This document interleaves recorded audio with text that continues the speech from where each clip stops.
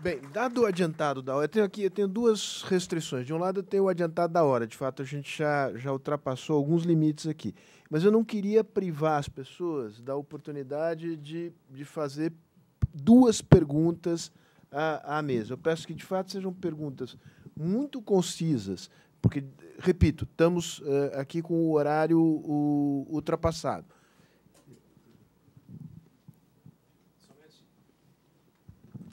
Inicialmente, eu queria saudar aqui, cumprimentar o comandante do Exército, general Vilas Boas, o general Cardoso, o general Campos, tá?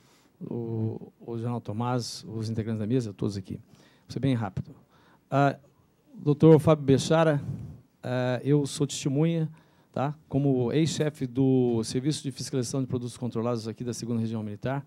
Tá? Nós demos início aqui às operações de fiscalização de produtos controlados, né? E tivemos, junto aos órgãos de segurança pública, o senhor era o nosso OLIG, né? Me recordo das reuniões que nós tivemos, a sua atuação ela foi muito benéfica no sentido do sucesso que essas operações tiveram, e, com certeza, elas foram um elemento para que as outras operações, interagências, tivessem sucesso. Mas eu queria, a minha pergunta, minha sugestão seria mais, general Tomás, a respeito da questão da fronteira.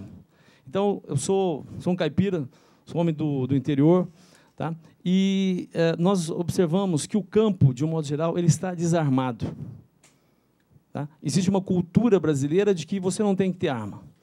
Então, o homem do campo ele é impotente, e principalmente aqueles da fronteira, face a toda essa criminalidade, doutor Leandro, que passa por ali, ele não tem nada, ele não tem armas, ele não tem meios nenhum de combater. E é o homem do campo quem segura essa nação, quem segura o nosso território.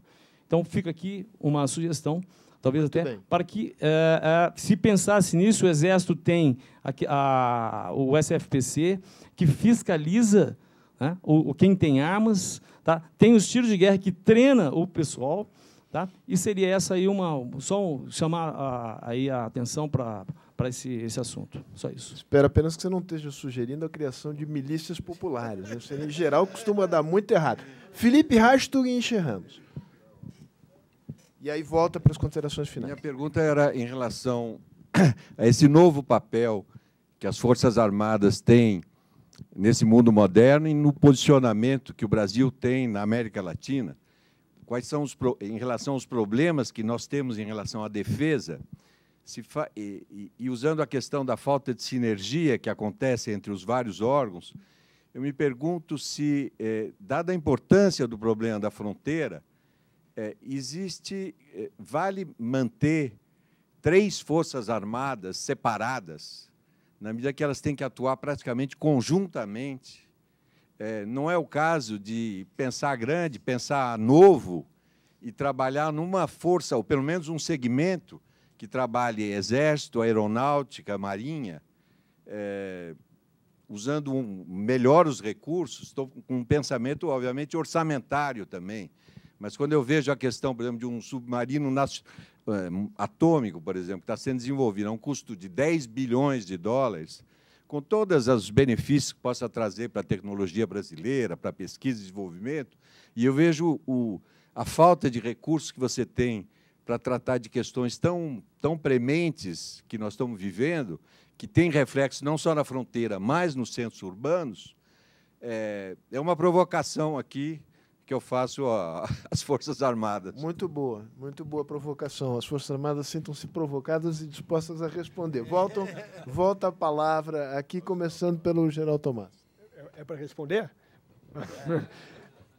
O senhor quer falar alguma coisa? Se quiser responder a bala, pode responder. Não. Primeiro que o senhor tem razão. Hoje, a concepção de emprego das Forças Armadas é sempre emprego conjunto. A gente tem um chefe de Estado-Maior conjunto das Forças Armadas, foi criado há pouco tempo, que não existe emprego singular. Inclusive, a operação na Maré foi uma operação conjunta tinha fuzileiro naval. A operação do Haiti é uma operação conjunta. Eu era um comandante, tinha uma tropa, um grupamento operativo de fuzileiro naval. Então, no mundo inteiro, a concepção de emprego é sinérgica. Agora, as questões das vocações das 3 forças singulares, no caso, com seus projetos, que são projetos estratégicos, no caso da Marinha, que tem o submarino nuclear, que é um projeto estratégico ambicioso, mas nos coloca entre os 8 países que tem, 7 países hoje têm submarino nuclear, que tem uma capacidade de dissuasão estratégica significativa. Então, entra naquela dualidade que o comandante explorou, de, inclusive, incentivo à indústria de defesa e ao desenvolvimento do país. É uma questão, como a Força Aérea precisa ter uma capacidade mínima de dissuasão e de supremacia aérea no próprio continente que a gente não tem hoje. Foi apresentado pelo general Cardoso. Então, eu penso que nós executamos isso. Isso é difícil.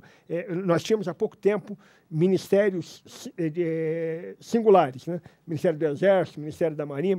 Hoje, com a criação do Ministério da Defesa e com a criação do chefe Estado-Maior Conjunto das Forças Armadas, acho que essa concepção já tem mudado. Agora, não é fácil. É um caminho, até o americano, que é empregado constantemente, ele também sente a necessidade de manter as suas forças com treinamento, com embasamento, com doutrina específica, doutrina terrestre, doutrina do Marine Corps, doutrina do Navy Corps. Então, eu acho que é uma discussão interessante. Muito bom. Considerações finais. Sem considerações finais?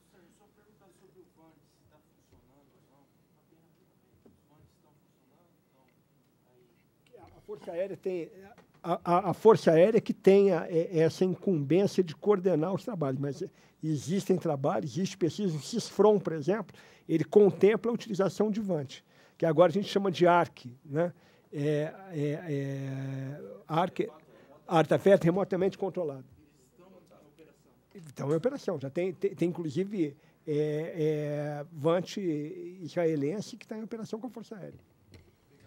Muito bem. Eu termino com uma constatação que eu acho que é uma constatação auspiciosa em um momento muito difícil que nós estamos vivendo como país, como nação e como Estado. A constatação, acho que auspiciosa, é que, a despeito de tudo, há instituições no Estado brasileiro que retiveram eficiência, espírito público, houve progresso nessa área. Não é um progresso generalizado, sobretudo aquelas instituições mais vulneráveis ao sistema político foram, falemos a palavra correta, corrompidas, né? Mas há um bom núcleo do Estado brasileiro que é capaz de oferecer ao país respostas aos desafios que o país enfrenta, que não são pequenos. Um dos papéis que nós temos aqui na Fundação é propiciar esse diálogo, que é um diálogo interdisciplinar e intersetorial, e que também envolve agentes públicos e agentes da sociedade. Então, para nós, é o cumprimento de uma missão. Realizar um encontro como esse, eu fico à disposição para realizar tantos quantos sejam necessários, nos formatos que sejam adequados. Eu queria agradecer imensamente a presença de todos, a participação do general Cardoso, que eu tive agora a felicidade de conhecer pessoalmente. A sua fama o precedia, né? Peço ao Tomás que leve o cumprimento nosso aqui da Fundação ao comandante Vilas Boas, e queria te dizer também muito obrigado, Tomás. Você foi você me permite a palavra, um companheirão desde o começo na elaboração desse evento. E queria fazer o mesmo agradecimento, o mesmo elogio ao Piquet e ao Bechara, porque isso foi uma construção das várias forças desarmadas aqui presentes. Então, com isso eu encerro, queria dar um muito obrigado para vocês e vamos em frente. Um abraço.